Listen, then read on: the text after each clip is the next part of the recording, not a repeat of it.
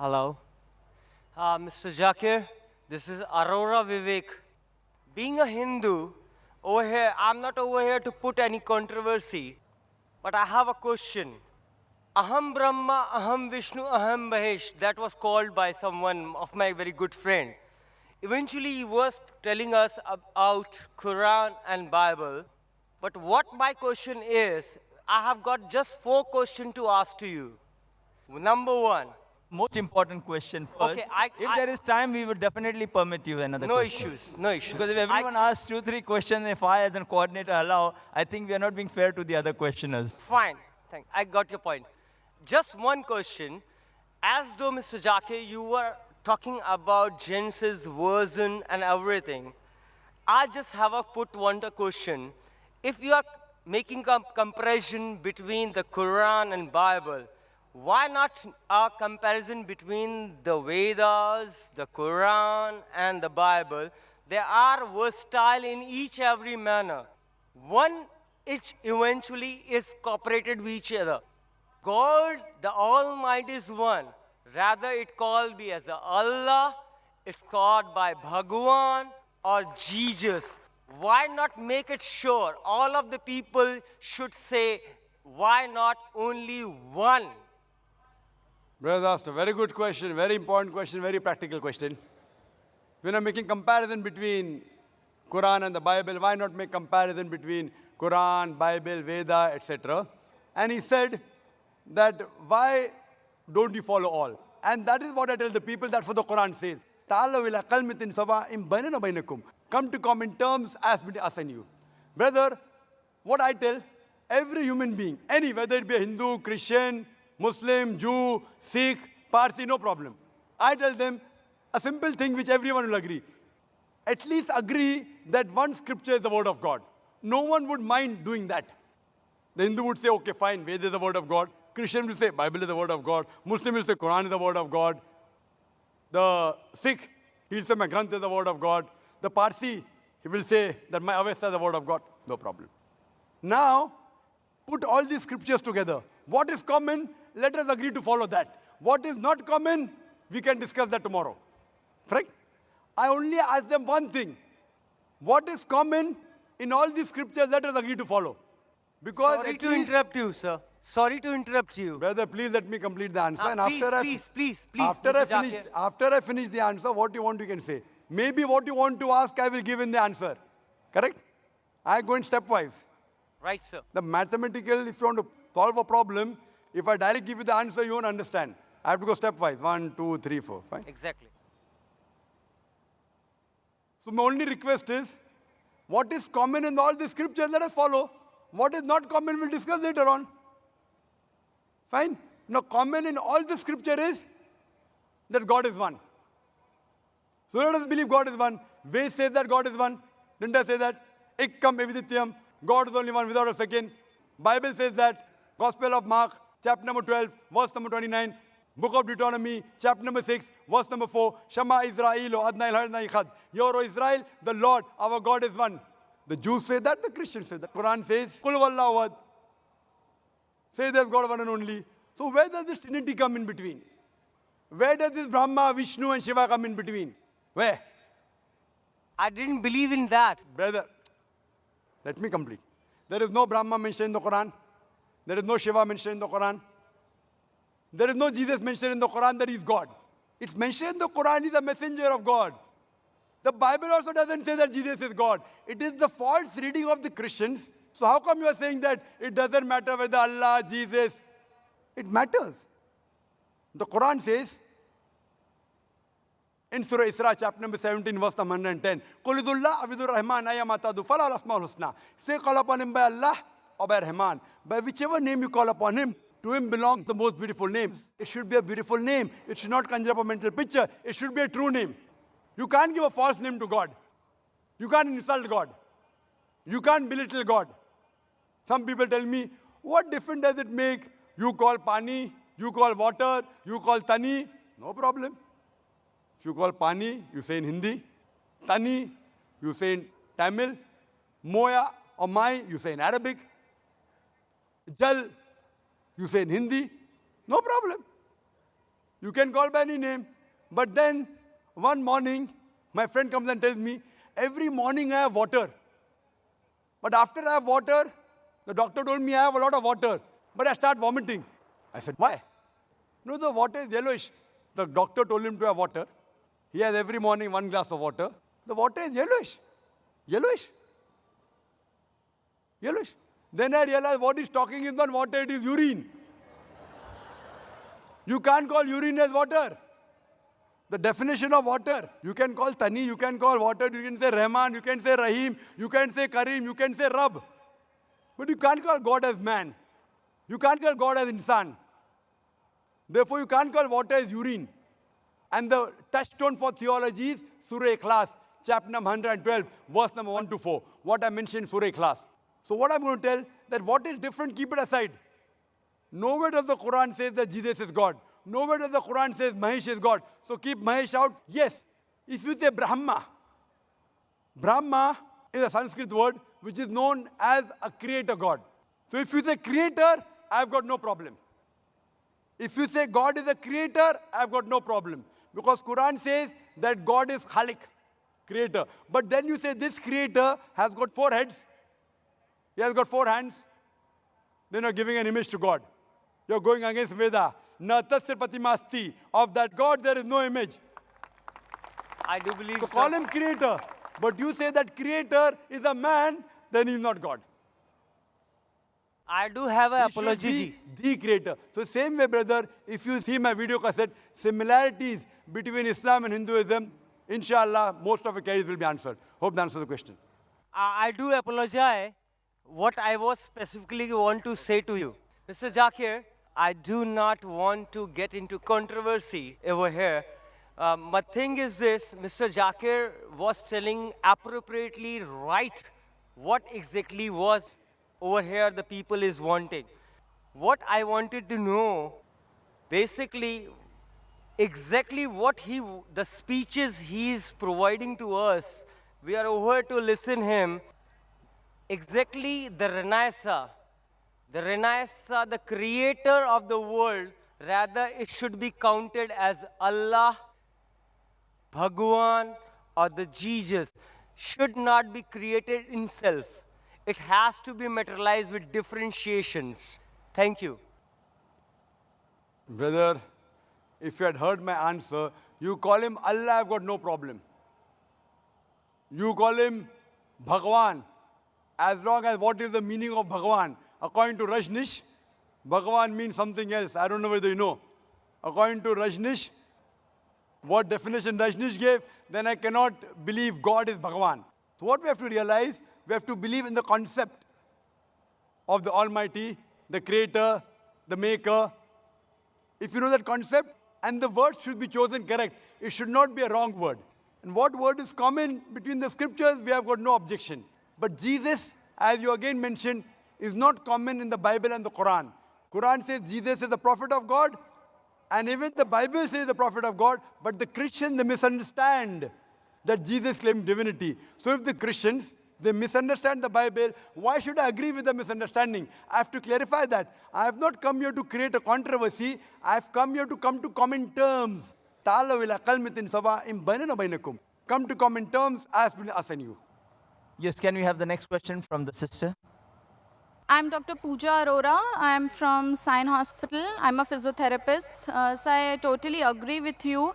Just a small question. When Muhammad Prophet attained his prophethood, and as you said, he was a common man before he attained prophethood.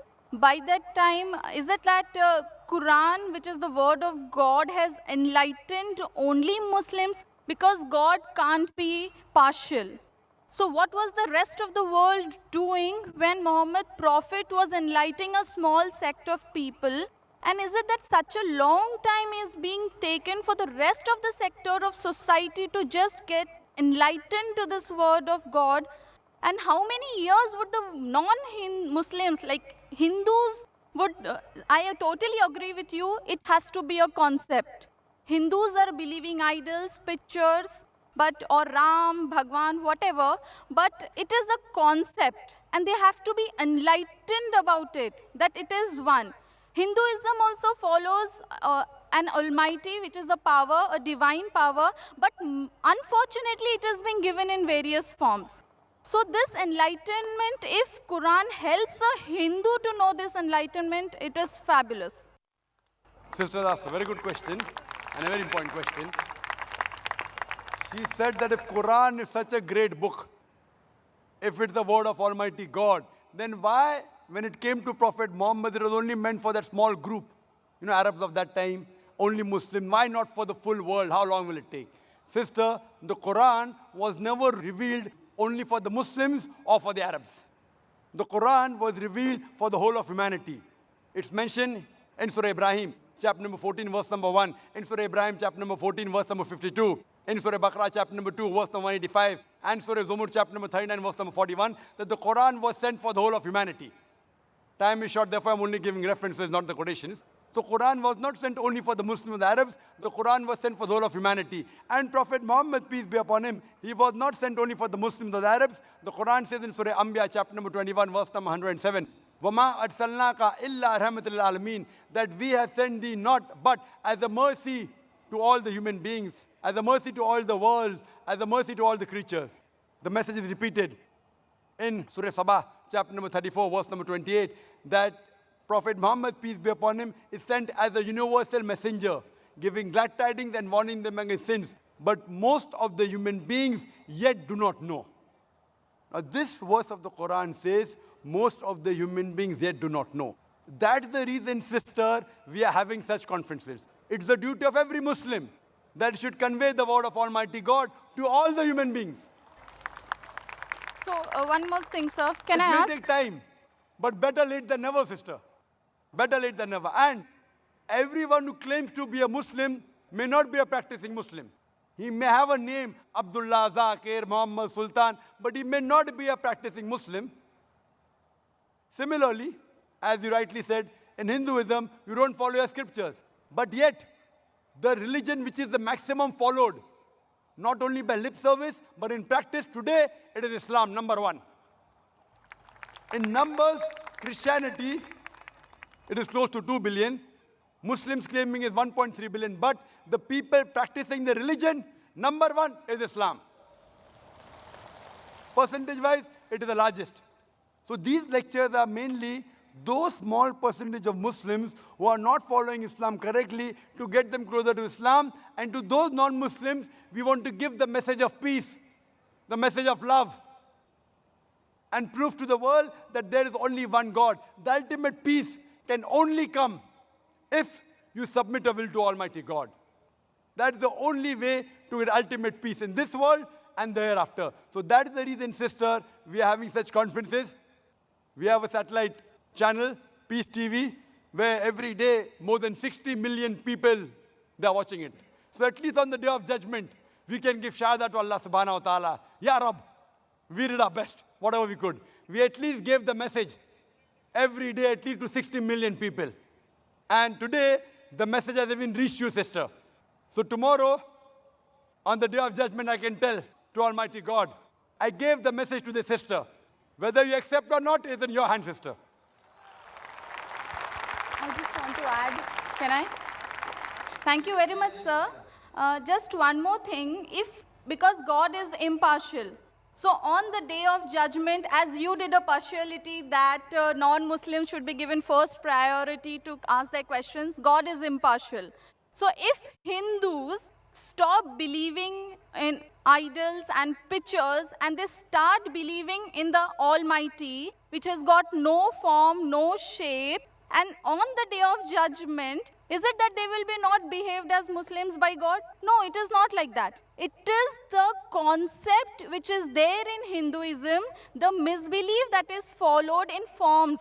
But if following Hindu religion is not wrong, but following, because your aim is God, He is the supreme, He should not have form. But if this message is reached to Hinduism, you have won it. Very good, sister. Very good question. Thank you, sir. Regarding we being partial or impartial, there can be two different views from your side.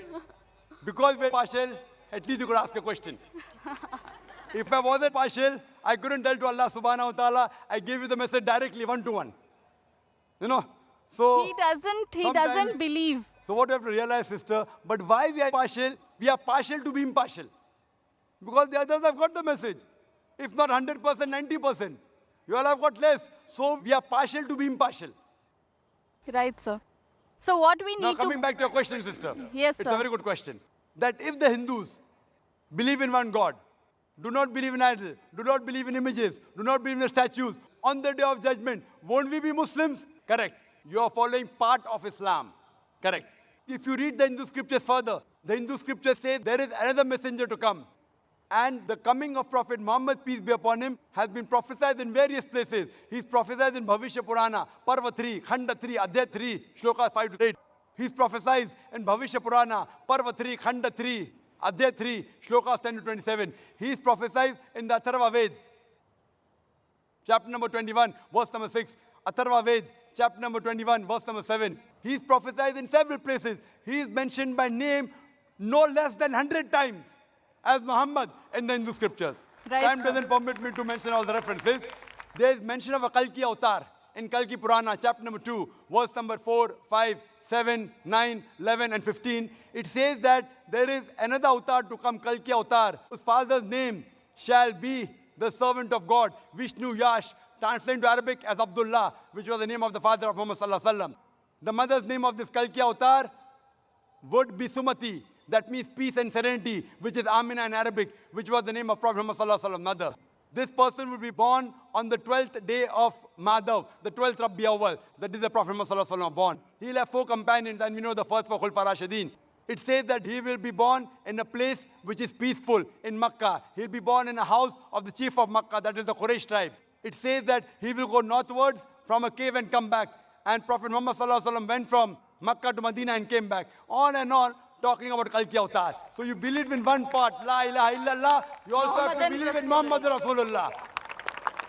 Thank you, sir. Thank you. And if you do this, you keep your name, whatever your name was, whether Preeti, whatever name, sister. What is the name, sister? Puja. Pooja. You keep your name. Don't change your name. But indeed, you will be a Muslim. Changing your name is not required. So the concept... Concept of one God, no statue, no images, last final messenger, Prophet Muhammad.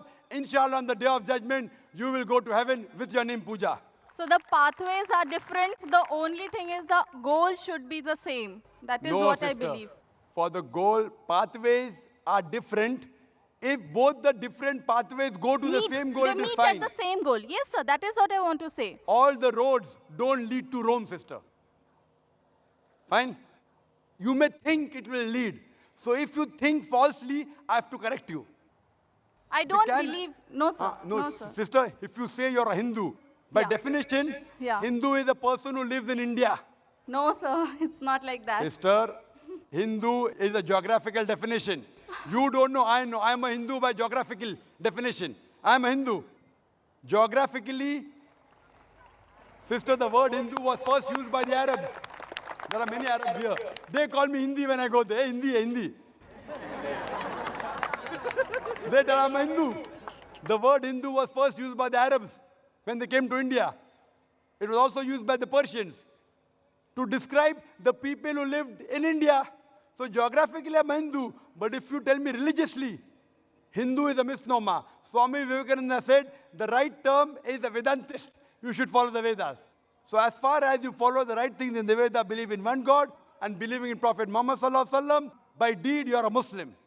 So the religion can't be powerful. The It is. ultimate power is Allah. Correct. Right? I agree Ultimate with you. power is God. And the So you religion are- of God, and the religion of God is the ultimate religion. So the There's religion only of one God religion. is not Islam. The religion of God is not Islam. Isn't Islam, it? if Islam is an Arabic word which is hurting you, you keep Islam aside. No. No. It's not hurting me. I'm telling it's you, not sister. hurting me. If it's not hurting you, nobody. No, sir. It is a Pak word in itself. How it can hurt anybody? At least not an educated girl. MashaAllah, you're an educated girl, sister. Thank you so much. Thank you, sir. Sister, Islam means submitting your will to God. So if Islam is a problem, keep Islam aside, but submit your will to God. Allah says in the Quran in Surah Al-Imran chapter 3 verse number 19, Inna Dina Indallah Islam, the only religion, the only way of life accepted in the sight of Allah is submitting our will to Almighty God. Yes, brother. Mr. Naik, this is myself, Dr. Suryakant Pawar from St. George Hospital. Thanks for the nice and enlightening lecture about the Quran as God's word. As you mentioned that Quran is God's word, I just want to ask you, who is the creator of the God? What is the origin of God? The brother asked a very good question, that if Quran is the word of God, who is the creator of God? Very good question. If I ask you, brother, that your friend John, he gave birth to a child. Can you guess the child was girl or a boy? Your friend John gave birth to a child in the hospital. Can you guess, was it a girl or a boy? Guess. No, Girl or a boy? I can't guess. Sorry? I may not guess. Try. At least 50% you'll get right. Yeah, 50%, one half chance. Okay, tell me. Boy. Boy. Whether can a man give birth to a child? No. So is it a girl or a boy? But the name can be for a female. I'm asking you, your friend John. I don't know anyone female called by John. No, we can call. No. Na? Okay, suppose a friend who is a boy, is a man. He went to hospital. He gave birth to a child. Was it a girl or a boy? Girl. Can a man give birth to a child, brother? No. Now you understood. A man can't give birth to a child. So where's the question of it being girl or a boy? So by definition, God is uncreated. So a question, who is the creator of God, is like I asking you a question. Your friend who's a man, he gave birth to a child, is it a girl or a boy? The question is illogical. Because by definition, a man cannot give birth to a child. So where's the question of girl or a boy? So by definition, God is uncreated. Every created thing has a creator. God does not have a creator. Therefore, my argument with the atheist, I never ever said that everything has a creator. I said every created thing has a creator. But the God is uncreated. By definition, the moment I mention who is the creator of God, he is not God. وَلَمْ يَقُلْ لَهُ كُفُوًا أَحَدٌ. Therefore, by definition, God is uncreated. Hope that answers the question. Okay. Thank you. The next question from the brother in the back. My name is Peter. I'm a student of religion philosophy. Now, my question is on the textual authenticity of the Quran. First, when Abu Bakr commanded Zaid to gather the text together, he did that. But there is also written in Al-Bukhari, volume number 5, page 96, Abdul ibn Masud, he was the authority mentioned by Muhammad. He gathered a text. Then Salim, the freed slave, he gathered a text. And also Ubay ibn Ka'b, a master reciter mentioned by Muhammad. And there are also other people who compiled their text. But when Usman became the Khalifa, he ordered Zayed to make replicas, 7 replicas of his text and sent it to the different parts and ordered those previous texts to be burned. Now, if those master reciters compiled the Quran and Usman ordered those texts to be burned, now there rises a question on the authenticity of the Quran. MashaAllah. Brother knows about Ibn Masud, may Allah be pleased with him, about Zayd ibn Thabit, may Allah be pleased with him. MashaAllah. Many of the Muslims will not know those names. You know, now it's easy to go on the internet. Jesus Christ, peace be upon him, said in the Gospel of John, chapter number 8, verse number 32, seek ye the truth and the truth shall free you. Now, when internet is there, many people go on the internet, there are various websites which are speaking against Islam. They go, they get the name and they decide, no problem, brother. No problem.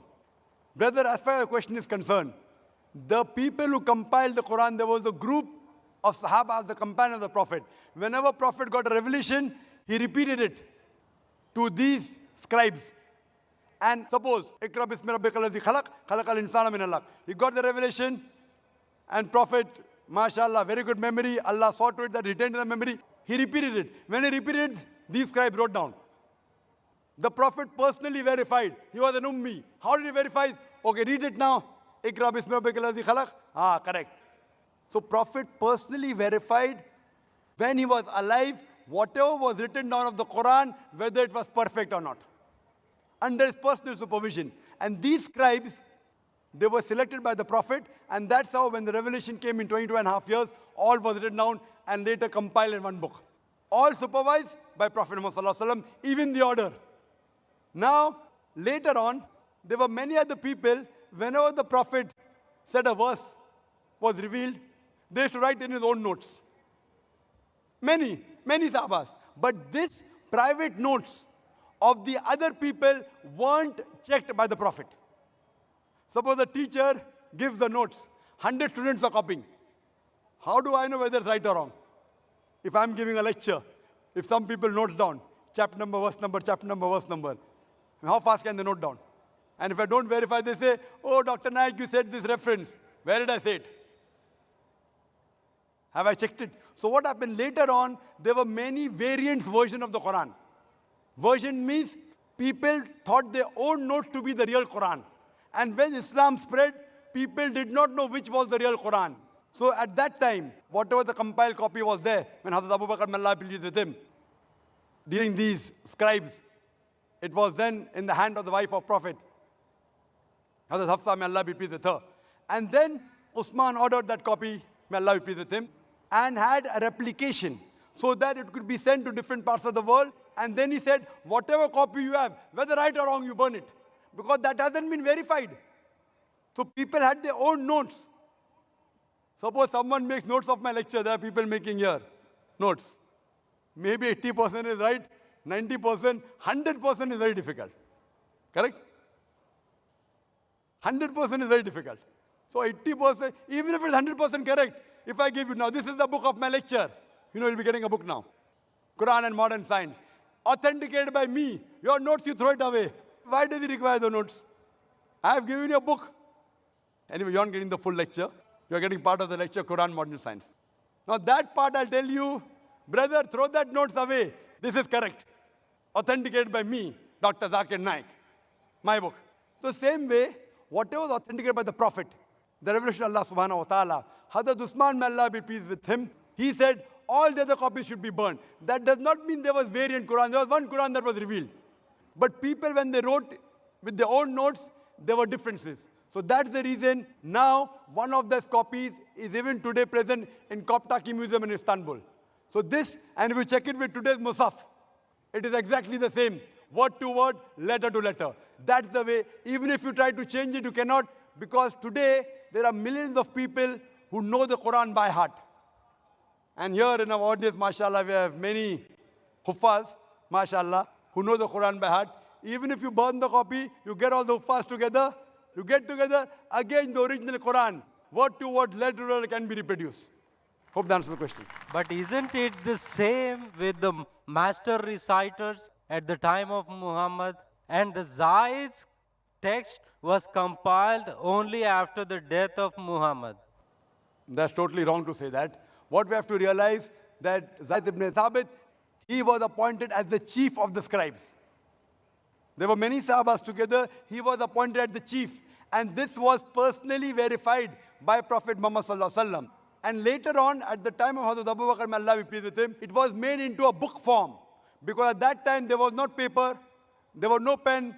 It was written on parchment, on bones, on blades, on different material. Then it was later transferred to one uniform material and made into a book form. Nowhere does it say that there were different versions. So all these scribes, even when it was written down again, when Hazrat Usman, when he ordered, may Allah be pleased with him, those people who were alive in the group of the scribes, he called them. And among them again, Zayd ibn Thabit, he was appointed as the leader. Hope that answers the question. Yes, sister. Can we have the next question? Brother Zakir Naik, Assalamu alaikum. I'm Namita, a kindergarten teacher by profession. First of all, let me congratulate you for all your commendable work in spreading the message of peace, love, and brotherhood. I want to ask you, Brother Nayak, if Quran is the God's word, if Islam is truly the way of life, then why are people taking so long in realizing and accepting it? Sister, that's a very good question. Quran is the word of God. Islam is the true religion. Why are people taking so long in accepting it? Sister, the straight path is not always easy to follow. Your perception differs. The perception of each individual differs. For example, a person who may not be following Islam, oh, if I accept Islam, he may be an alcoholic. I'll have to stop having alcohol. I may have to stop going out with girls and dating. So then that will prevent him. So what he thinks, okay, fine, Islam may be good, but I don't want to stop my alcohol. I don't want to stop going out flirting with girls. I don't want to stop having pork. So when you learn, there may be certain hitches that may come. Maybe a person may not be alcoholic. Maybe he may not be having pork, but he may think, okay, now I accept Islam. That means for 40 years I was a fool. Oh, I better not accept Islam. Some may think, if I Islam, what will my friends say? What will my mother say? What will my father say? So all these obstacles, sister. Only if you can overcome these obstacles, can you accept the truth. So therefore, what you have to realize, that the message is clear. The message is logical. It's absolutely clear. But there are other things which are there in the baggage. A person has to be so strong that, fine, if this is the truth, I'm ready to accept the truth, even if I have to leave my other non-Muslim friends. And believe me, sister, this is only a perception. I know many non-Muslims who have accepted Islam, and yet they have got their old friends. And people tell me, oh, Zakir, don't speak to non-Muslim, you lose the friendship. I've got very good non-Muslim friends also. MashaAllah, they respect me. You have appreciated me. MashaAllah, you're a non-Muslim. So my job is to present the truth. And one more thing, Quran clearly mentions in Surah Baqarah, chapter number 2, verse number 256, La ikrah fid deen. There's no compulsion in religion. Truth stands out clear from error. Our job, sister, is to present the truth. Whether a person accepts it or not, it depends upon him. If Almighty God wanted everyone to accept, it's very easy. It's mentioned in the Quran in Surah Yunus, chapter number 10, verse number 99. If he wanted, he could have made all the human beings believers. Very easy. Kun fayakun, very easy. But where is the test? Allah says in the Quran, in Surah Mulk, chapter number 67, verse number 2, Allazi khalaqal mawta wal hayata. It's Allah who has created death and life to test which of you is good in deeds. So this life, sister, is a test for the hereafter. Now when a person realizes the truth, everything you realize the truth, you don't follow. You may follow 80%, you may follow 50%. There are very few people who follow 100%. Even all the Muslims don't follow 100%. Some Muslims may have bad habit, yet they are Muslim. So what we have realized, sister, the major points of oneness of God and believing in the last and final messenger and believing in the hereafter, these 2-3 points are the most important, sister. And that's the same thing I'll tell you, sister. You ask me the question, I'll ask you the same question. Then what is taking you so much time to accept the truth, sister? Dr. Zakir Naik, I would just like to tell you something, that here, with your blessings, I accept Islam and repeat the kalma, La ilaha illallah, Muhammadur Rasulallah. MashaAllah, sister, may Allah bless you. And may Allah grant you Jannah, inshallah. Sister. And welcome you, sister. And may Allah subhanahu wa ta'ala bless you and grant you Jannah. Ameen. May we have the next question from the brother in the front? Firstly, sir, congratulations for arranging this program. I am Advocate Shivaji Sapkal from Bid, Maharashtra. This program is peace for all over. I get the opportunity to ask question. But my question is not related Quran. Yes, sir. Yes. Sir, there are lakhs of Marathi speakers. I also Marathi. What is the role of IRF, means Islamic Research Foundation? What IRF doing for Marathi or non-Muslims? That's a very good question. Since we are living in the state of Maharashtra, he's asking what are we doing as far as Marathi is concerned, and what are we doing for non-Muslims. As far as Marathi is concerned, I'll be very frank with you.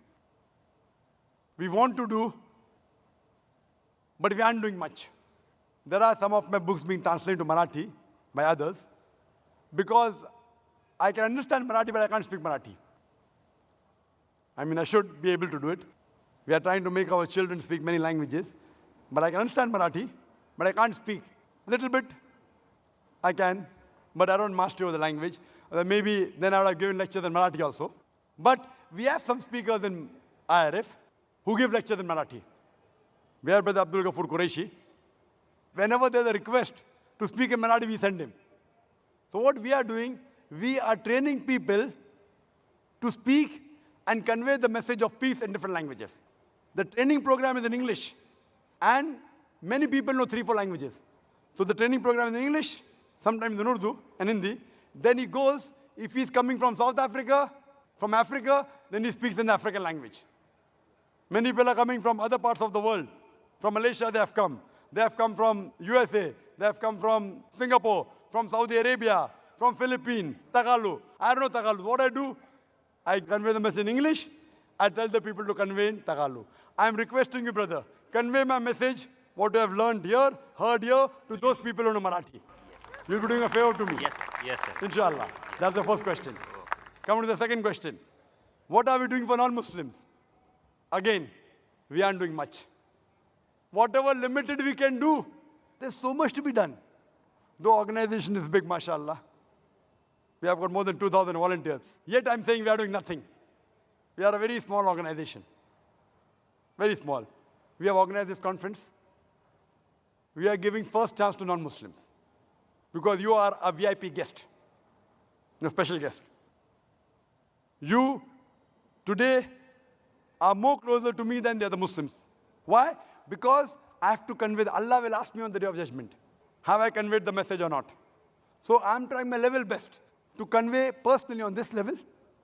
Furthermore, this conference, the 10-day conference, we have invited non-Muslims, and we mentioned in the posters, all faith welcome. People of all religion welcome. But in question and answer session, we give them first preference. We give them priority, so that the doubts can be cleared. Even the Muslims have got doubts. The Muslims, they get angry with me. Brother Zakir, what about us? Afterwards, kal dekh lenge, no problem. Okay. Kal matlab abhi kal nahi, ab 10 din ke baad dekh lenge. So what we have, besides giving the message here, maybe there are tens of thousands of people here now. MashaAllah, tens of thousands of people. But there are more than 60 million people watching live. But yet, we are doing nothing. IRF per se, Islamic Research Foundation, what we should do, we are doing very little. But we are trying our level best. And we pray to Allah subhanahu wa ta'ala that may He accept our humble effort that we are doing in trying to spread His message to the world. Hope that answers the question. Wish you all the best for your organization, sir. Yes, brother, the next question. My name is Sahil. I'm a graphic designer. I'm a poet. May peace be on you, Dr. Zakir. I always wanted to say this. I've got a chance by God's grace today. I love you, Dr. Zakir. I love you very, very much. And I thank you. May peace be on you too, brother. And I thank you I too love you, brother. I too love you, brother. Thank you. And I thank you for the ample amount of knowledge I've got going through your lectures from my friends, from my sister Nagma. And there's a slight bit of confusion between the Word of God and the people who believe the concept of Judgment Day. Like, there's a small question. We believe, like the Muslims believe, that on the Judgment Day, the dead will be put life in them. And some of the Muslims believe that it will be on the first night in the grave that the dead will be put life, and there'll be azab and questions and answers in the grave. So I just wanted to clarify this. That's it. The brother asked the question that the difference of opinion, will life be put on the day of judgment, resurrected, or will it be in the qabr? Brother, if you read the hadith, there is mention of the azab of qabr. Allah says in the Quran, in Surah Imran, chapter number 3, verse number 185, that kullu nafsin zaikatul maut. Every soul shall have a taste of death, but the final recompense will be on the day of judgment. This life is just mere chattels of play and deception. But the final hisab kitab, final judgment is on the day of judgment. What we have to do, we may get part of the punishment in this world, part of the reward in this world, part of the reward in the qabr, part of the azab in the qabr, but the final, ultimate judgment is on the day of judgment. The final total of good and bad will be recorded on the day of judgment, and then, based on your deeds, you will either go to heaven or hell. Some of this will be given in this world, some in the grave, but the final accounting will be on the day of judgment. Hope that answers the question. Thank you. Yes, sister. Hi, I'm an American student studying culture and theology, and I have a question. You said Jesus never claims his divinity, and that Jesus was only here for Jews, but the Bible says, "Tell us if you are the Christ, the Son of God." And Jesus replied, "Yes, it is as you say." And then in Matthew 28:18-20, Jesus says to his disciples, "All authority in heaven and on earth has been given to me.